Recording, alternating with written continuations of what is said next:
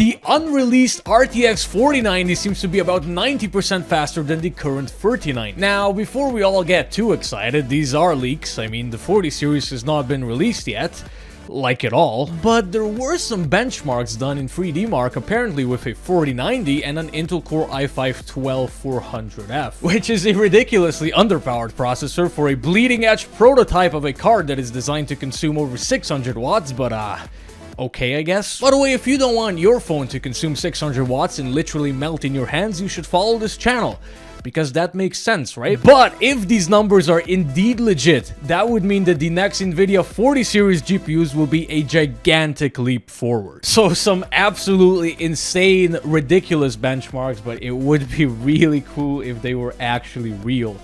So this is a pretty weird pairing, you know, so an alleged 4090 GPU on an i5-12400F. So we even have to take these results with a grain of salt. You know, if this is indeed a 4090, the drivers, they are not going to be finished most optimized yet, you know, so we would get some extra performance from that. Not to mention that the i5-12400F is not going to be able to maximize the performance out of this sort of a GPU anyways. So you know, theoretically, if this is legit, you know, the number would even be higher than this. So it could be absolutely ridiculous.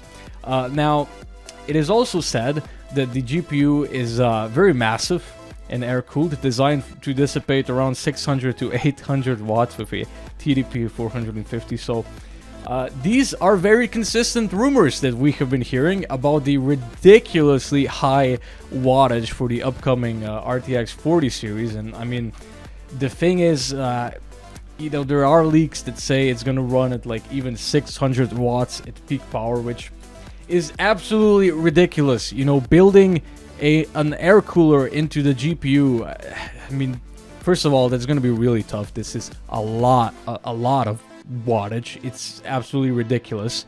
And you know, it also needs to be sort of compact because it is a graphics card that, you know, just sort of slots in. So if these are indeed going to come to market, if they are indeed going to be air-cooled, they are going to be very huge. But if somebody's actually planning to get one of these things, first of all, you are absolutely going to need an AC in your room.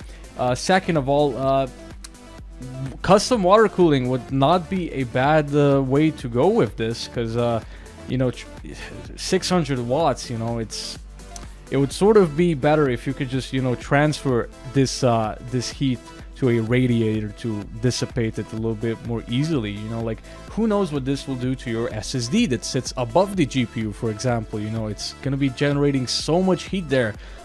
You know, in the past we have had issues where motherboards would actually bend and stuff because the graphics cards were actually generating so much heat.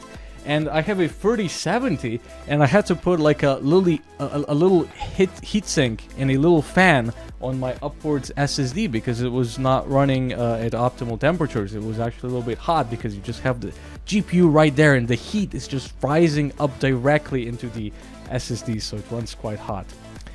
So these are the leaked specs, you know, 4090 right here. The core clock was also like over 3 gigahertz over here, which is absolutely ridiculous. So yeah, you know, around 450 watts, 24 gigs of memory. If it's legit, it's absolutely insane.